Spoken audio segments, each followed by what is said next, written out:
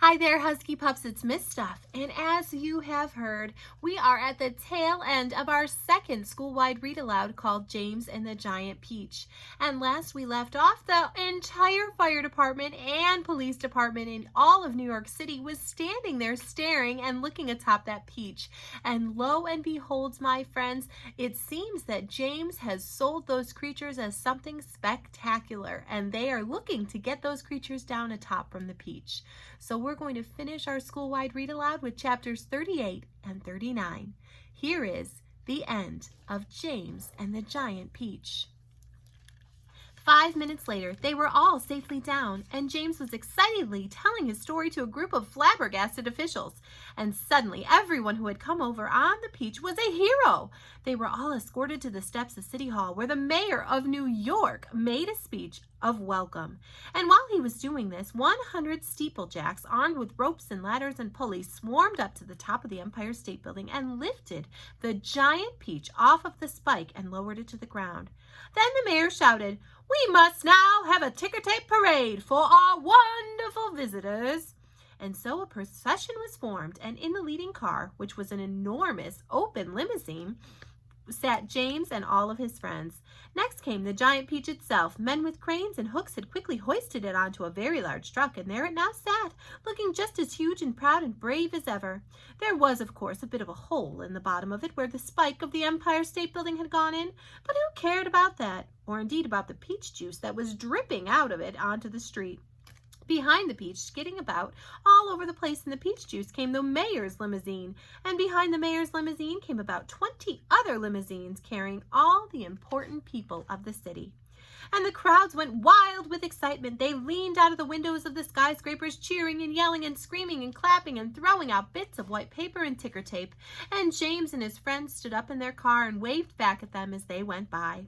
Then a rather curious thing happened. The procession was moving slowly along Fifth Avenue when suddenly a little girl in a red dress ran out from the crowd and shouted, "Oh, James, James, could I please have a tiny taste of your marvelous peach?" "Well, help yourself," James said back. "Eat all you want.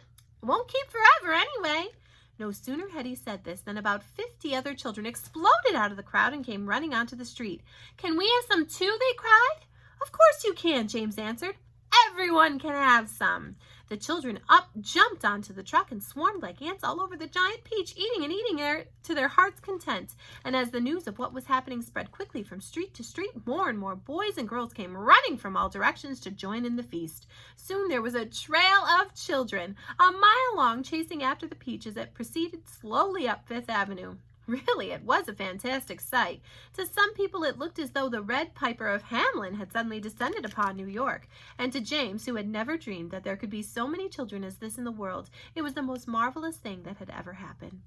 By the time the procession was over, the whole gigantic fruit had been completely eaten up, and only the big brown stone in the middle, licked clean and shiny by 10,000 eager little tongues, was left standing on the truck. And thus, their journey had ended. But the travelers lived on. Every one of them became rich and successful in the new country. The centipede was made vice president in charge of sales of a high-class firm of boot and shoe manufacturers. The earthworm, with his lovely pink skin, was employed by a company that made women's face creams to speak commercials on television. The silkworm and Miss Spider, after they had both been taught to make nylon thread instead of silk, set up a factory together and made ropes for tightrope walkers. The glowworm became the light inside the torch on the Statue of Liberty, and thus saved a graceful city from having to pay a huge electricity bill every year.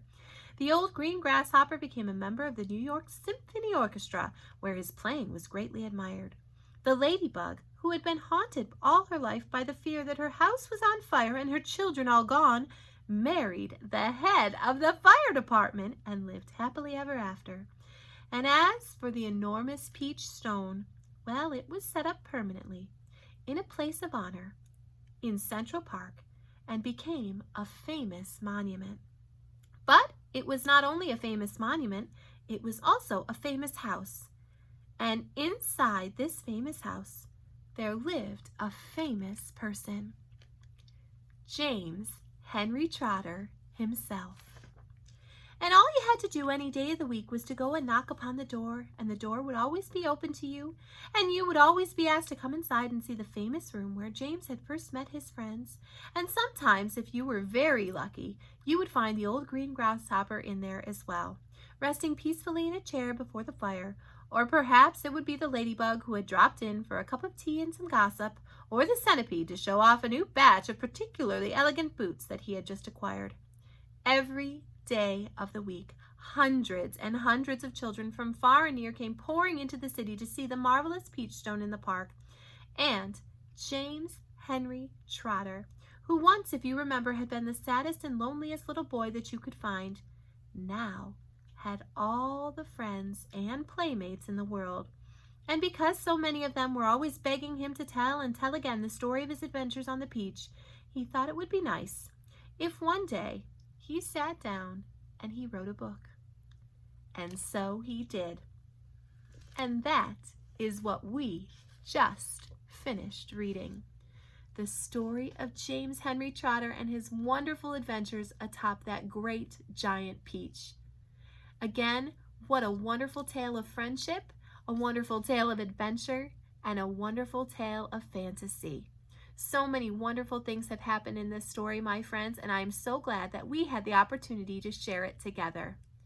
Have a wonderful summer vacation, Husky Pups, and we will see you oh so soon. Miss you one and all. Bye-bye.